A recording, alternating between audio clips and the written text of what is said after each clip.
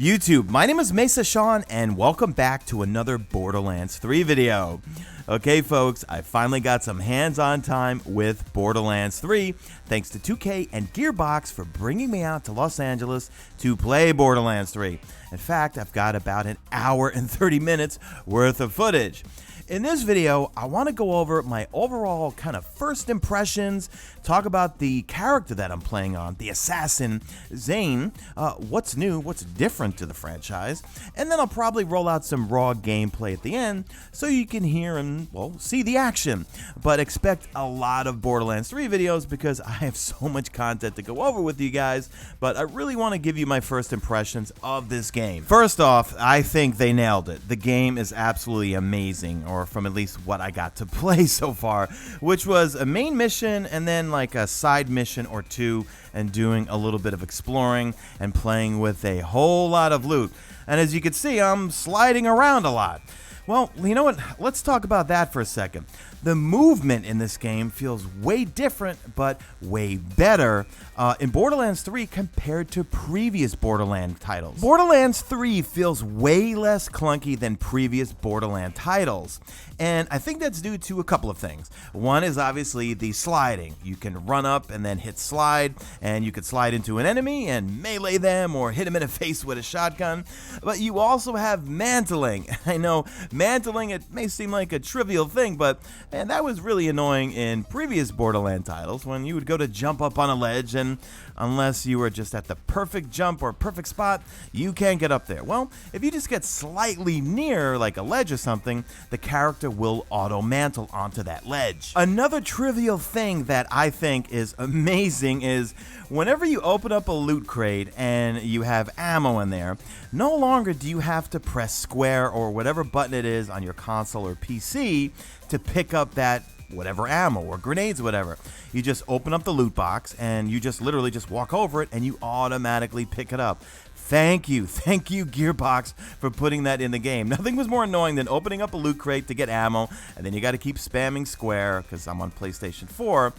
However, I'm playing on a PC, and if you've been following my channel, I'm in the works right now of building a PC, or actually I might be in the works of getting a sponsorship with a PC company, but I am definitely going to get this game on PC because it looks absolutely breathtaking at 60 frames per second. The HUD overall looks pretty much the same. In the top right-hand corner, you've got your mini-map, and you can see where the enemies are, you can see where you are. The gray areas are areas that you've not been to yet. Left-hand side on the bottom, you've got your shield and your health. On the right-hand side, you've got your skills and abilities, and I will talk about the character that I played on, which is Zane, the assassin, and you can actually toggle him to have two skills or two main abilities for losing your grenades.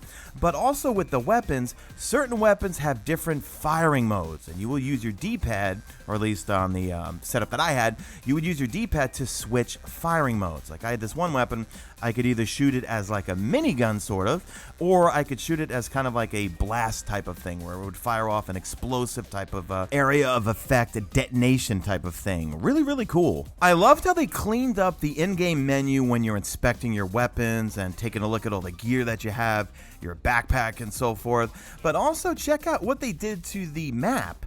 It's kind of like 3D-ish. You can kind of rotate it however you want to see where you're going, and just makes it a little bit easier when you're getting around, especially if you're riding around on a vehicle. Same thing for setting up your skills. So let's talk about the skills. So I was allotted a certain amount of points, like 7 points overall, and I'm playing on the character Zane. Now, Zane can use one main skill, and he can have grenades, or he can choose, and I believe he's the only Vault Hunter that can actually use two skills at the same time. So I was using those two skills because it just made you more powerful, and I felt I was way more effective than just throwing grenades. So what I was using the Digi-Clone, which you saw me put down, where it puts down a clone of myself, which will start shooting at enemies automatically. But then also this little Sentinel drone, I believe it's called, where you fire it off from your wrist, chest, and then it'll start flying around and attacking enemies. And just like all the other Borderlands, as you rank up your character and you start getting skill points, well, you can add some modifications to these. I will make a full breakdown video because I recorded all the different things that you can use to augment your different skills. But again, if you look on the bottom right hand side of your screen there, instead of having a grenade, I've got my 2 skills. So once again, I believe that Zane is the only one who can do that can have 2 skills and use them. And man, they are effective when you're in just like you have a whole bunch of enemies surrounding you. Yeah, pop both your digiclone and that drone, you're going to be in some pretty good shape. So that is going to do it for my first impressions. I'm sure I'm missing a whole bunch of things, and that's why I want to go over all of my footage on my flight home tomorrow, and I'll have a whole bunch of Borderlands 3 content for you guys this weekend and throughout the rest of the summer. Man, I am definitely covering this game. I absolutely love it. So do me a favor, leave me a hashtag made it to the end if you did make it to the end, and do me a favor, drop a like in this video only if you see fit. Follow me on Twitter at Mesa Sean. Check out my stream, usually always on YouTube, and that's it. I am out of here like Vladimir, but I'm gonna let some raw gameplay roll out now.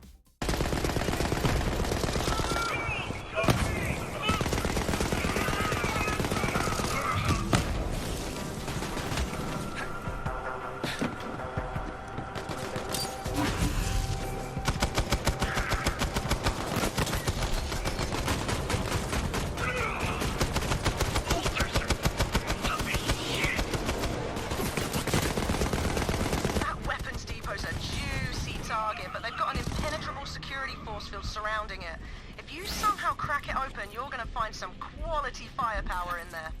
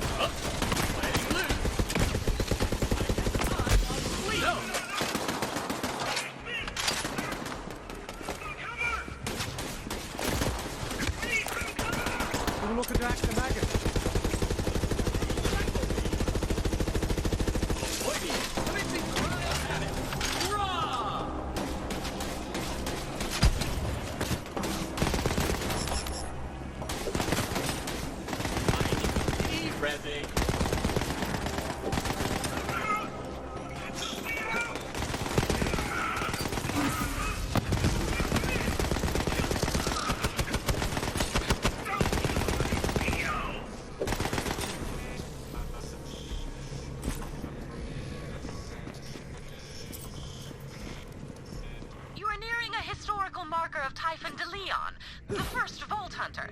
Sadly, he disappeared decades ago while seeking the Iridian homeworld. I am eager to acquire any information Typhon de Leon left behind.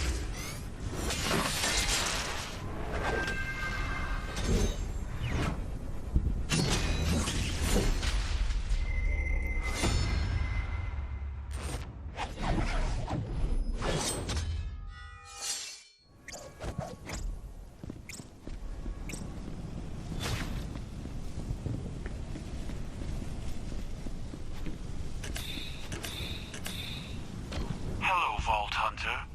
Let's ruin Maliwan's day. Our mission begins. I know that fella. We went to the same assassin bars.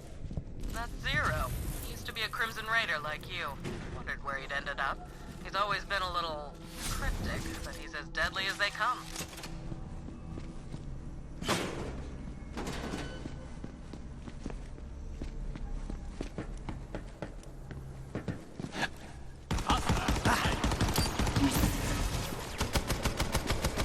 Haywire service bots. Their masters have long since fled. Decommission them. We no time.